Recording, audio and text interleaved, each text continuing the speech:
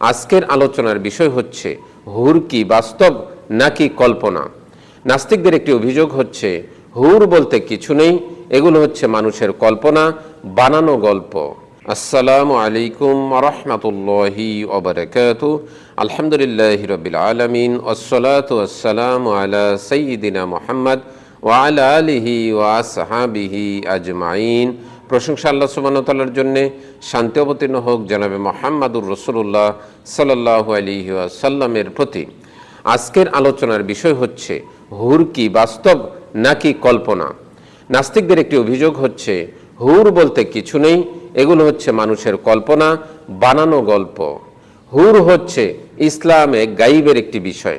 গাইব হলো এমন সত্য যা দেখা যায় না এবং পরীক্ষা করা যায় না, যেমন জান্নাত, জাহান্নাম, জিন, ফেরেশতা, এগুলো হচ্ছে গাইবের বিষয়। গাইবের বিষয়গুলো আমরা জানতে পারি আল্লাহ সুবহানাহু ওয়া তাআলার ওহীর মাধ্যমে।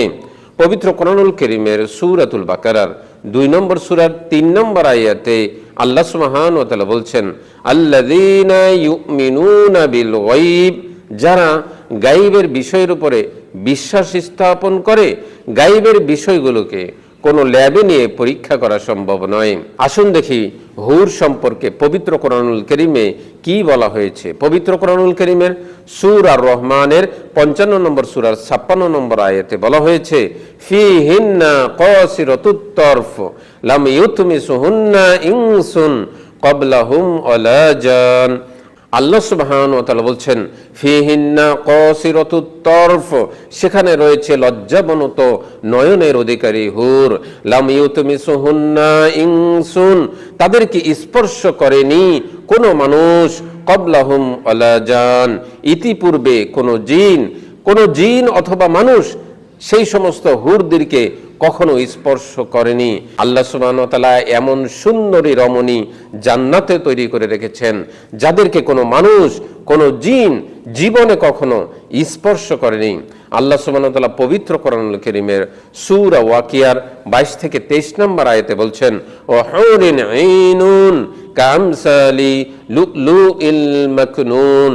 আল্লাহ সুবহানাহু ওয়া তাআলা বলছেন, ওয়া হুরুন আইন, আর থাকবে বড় বড় চোখ বিশিষ্ট রমণী, তারা হচ্ছে এমন যেন সুরক্ষিত মুক্তা।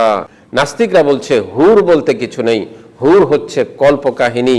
তাদের এই কথার প্রমাণ কি? শুধুমাত্র আমি দেখি না, বিজ্ঞান প্রমাণ করতে পারেনি। এ সমস্ত কথার মাধ্যমে কোনো কিছুকে মিথ্যা প্রমাণ করা যায় না।